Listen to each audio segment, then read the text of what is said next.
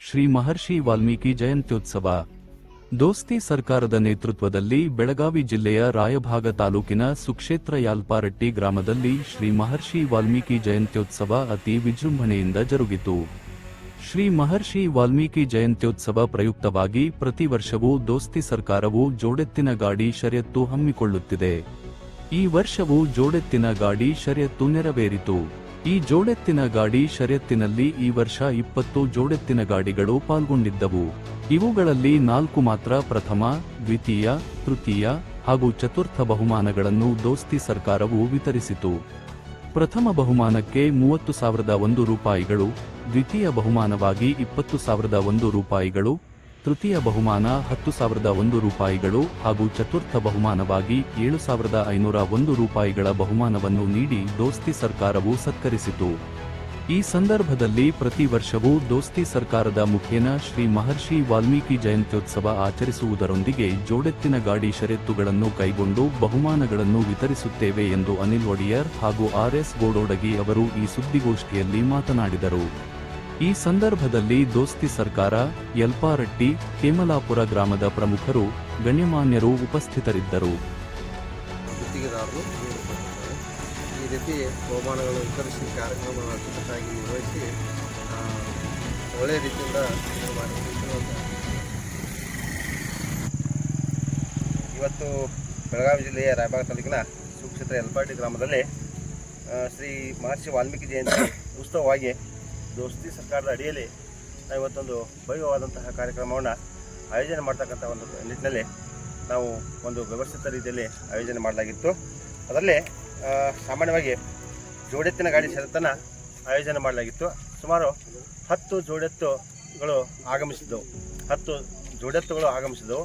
ಅದರಲ್ಲಿ 4 ಬಹುಮಾನಗಳನ್ನು ಆಯೋಜನೆ ಮಾಡಲಾಗಿತ್ತು. ಆ 4 ಬಹುಮಾನಗಳು ಕೊಡ್ತಕ್ಕಂತಹ ದಾನಿಗಳು ನಮ್ಮ ಯಲ್ಪಾರಟ್ಟಿಯ ಪ್ರಭಾವಿ ವ್ಯಕ್ತಿಗಳಾಗಲ್ಪಟ್ಟಿರ್ತಕ್ಕಂತಹ ಸನ್ಮಾನ್ಯ ಶ್ರೀ ಸಾಗರ್ ಸದಾನಂದ ಪಾಮ್ದಿನ್ನಿ, ಖ್ಯಾತ ನ್ಯಾಯವಾದಿಗಳು ಚಿಕ್ಕೋಡಿ ಅವರು ಕೂಡ ಸುಮಾರು 30,001 ರೂಪಾಯಿ ದೇಣಿಗೆಯನ್ನು ಕೊಡುವಲ್ಲಿ ಯಶಸ್ವಿಯನ್ನು ಕಂಡುಕೊಂಡಿದ್ದಾರೆ. ಅದರ ಜೊತೆಗೇ ಎರಡನೇ ಬಹುಮಾನವನ್ನು ನಮ್ಮವರೇ ಆಗಲ್ಪಟ್ಟಿರ್ತಕ್ಕಂತಹ ಡಾಕ್ಟರ್ ರವಿ ಇಚಲಕರಂಜಿ, ಖ್ಯಾತ ನರರೋಗ ತಜ್ಞರು, ಅವರು ಕೂಡ ಸುಮಾರು 20,001 ರೂಪಾಯಿ ದೇಣಿಗೆಯನ್ನು ಕೊಡುವುದರ ಮೂಲಕವಾಗಿ ತಮ್ಮ ಒಂದು ಹೆಗ್ಗಳಿಕೆಯನ್ನು ಕಂಡುಕೊಂಡಿದ್ದಾರೆ.